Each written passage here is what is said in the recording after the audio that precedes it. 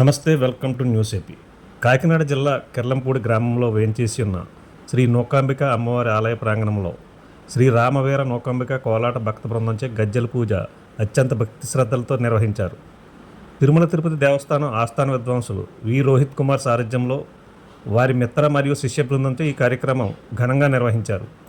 సోమవారం గ్రామానికి చెందిన కె విష్ణు, బూరుగుపూడి గ్రామానికి చెందిన రాంబాబులు గత 3 నెలలుగా కిర్లంపూడి, జగపతినగరం, చిల్లంగి గ్రామాలకు చెందిన సుమారు 50 మంది మహిళలు, బాలబాలికలకు కోలాటంపై నృత్య శిక్షణ ఇచ్చారు. ఈ సందర్భంగా గ్రామ పెద్దల, గ్రామస్తుల, కళాకారుల తల్లిదండ్రుల సహకారంతో వారి సమక్షంలో కళామ తల్లికి గజ్జల పూజ నిర్వహించి అనంతరం పలు భక్తి సంకీర్తనలతో కళాకారులు చేసిన కోలాట నృత్య ప్రదర్శన చూపర్లను ఎంతగానో ఆకట్టుకుంది.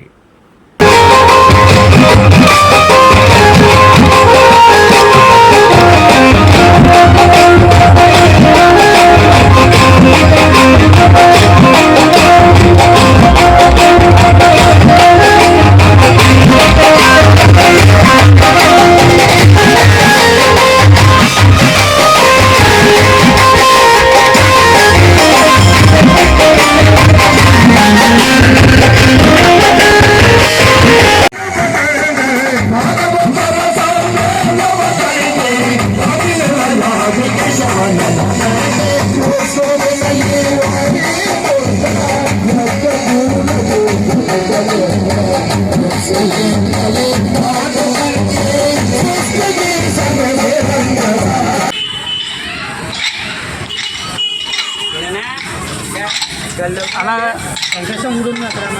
ఓకే.